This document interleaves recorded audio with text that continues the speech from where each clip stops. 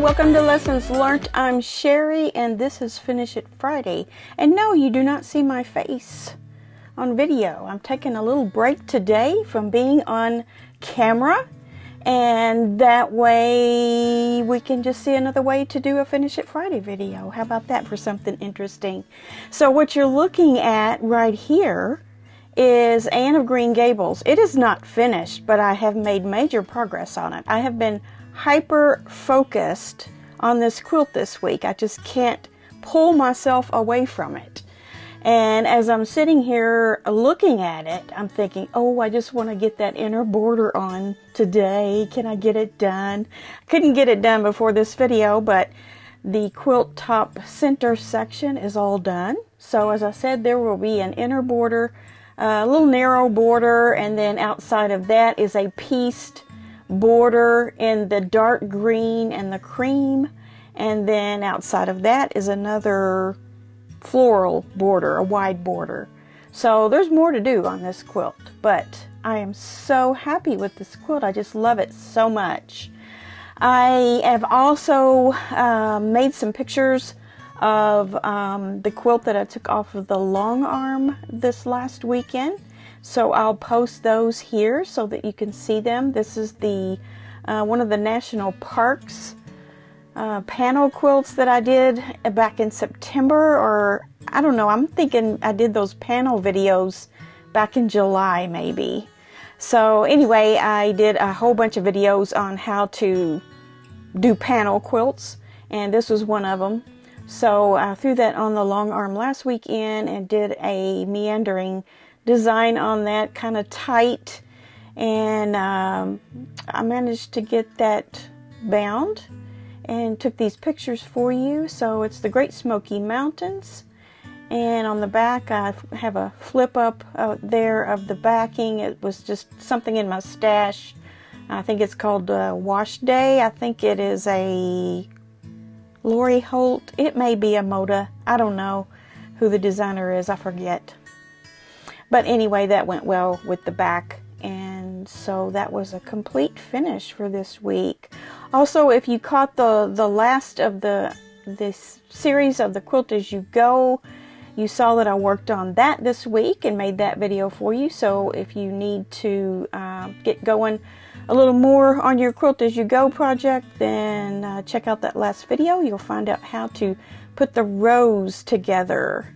And more on that later. I may decide to have another video on that with maybe some border options for it, because you can do Quilt As You Go borders as well. So we'll see. And anything else that I did this week, I can't think of anything else I really worked on. I did a little bit of organizing, and I need to do some cleaning. I don't know about you guys, but I'm missing the fact that I didn't do that do it in December cleanup like we did last year. I really need to do some deep cleaning here in this room, but later. There's always later. My house needs it too. I don't know how you are as a quilter, but we get a lot of strings everywhere and dust. And yes, my area is outside of my house, but somehow it seems like I have the dustiest house. And I don't know if I'm shaking that off of me once I go back in, or I just have a dusty house, or I just need to dust more often. I don't know, but my house needs attention too, but I'm sure you can relate. So let's go on to your finishes for this week that you sent to me in the email. Thank you very much for all the finishes that you sent in this week. The first one I want to show is by Andrea. And this is a really cute baby quilt that she made. And here's what she says about it. I've been making quite a bit of progress on my UFO new project pile. All these projects are a complete finish. The first quilt is for my coming grandbaby. Congratulations on that. My son and daughter-in-law plan to use it as the backdrop for baby photos monthly. We don't yet know the gender, but my son is a John Deere diesel technician, and he said that was what they wanted. I was working towards matchstick quilting, but after 5 bobbins, I decided this was a finish. This is very cute. I love the vertical matchstick. It's almost matchstick that you did there, the straight line quilting that you did. It works really well with this panel. I really like it. And then we see on the back you've used coordinating fabric in a contrasting color. Love it. And then here is also a table runner. And she says, this she got from our Kansas, Nebraska 2022 shop hop.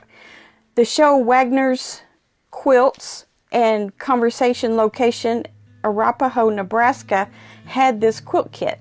I modified it a bit, but love the finished product. I love their store as they are only 15 minutes away. Awesome. That's a cute table runner. Love your applique and your bees on there. So cute. And then you've got your label on there to remember where you got that. Very good. And then the last one was the apron. And she says this is from a panel that she also picked up at Wagner's. And the only thing I would consider changing is the length of the ties. I prefer my aprons tie in the front. But it's made and probably will become a gift. So that's 3 finishes since the middle of January for me. Thank you for your generosity and support. I watch every episode with my morning cup of coffee and have a blessed week. Thank you, Andrea. I appreciate that very, very much. These are awesome finishes, all of these, and I'm sure you are feeling accomplished. Keep it up and you'll have that UFO pile down to nothing in no time. Dee Dee.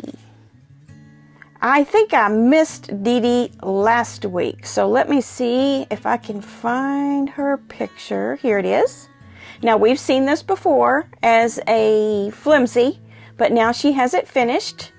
And if you remember, this is Dee Dee's quilt. She did one of these on-point quilts in blue for her, I believe it was your son or grandson, I don't remember. And then she did this one for her husband. She said, this is for hubby. When I started these 2 quilts, this was the first one I made the top for, and as it came together, it reminded me of my hubby. I like him in brown tones. Then I saw him with a piece of chocolate, which he always has in his man cave, and always morning coffee with me. Chocolate and coffee was born. He loves it. Thank you so much for inspiring me. Okay, so this was a quilt from a pattern that I put together during Stash Timber, I believe it was, or maybe October. And this was a little on-point stash busting quilt using 2.5-inch strips. And it turned out great, and I'm glad your hubby likes it. The backing has all the coffee-themed figures on the back there, the coffee pots and all of the coffee lingo that goes with it. And you've got your quilt label on there too. Good job.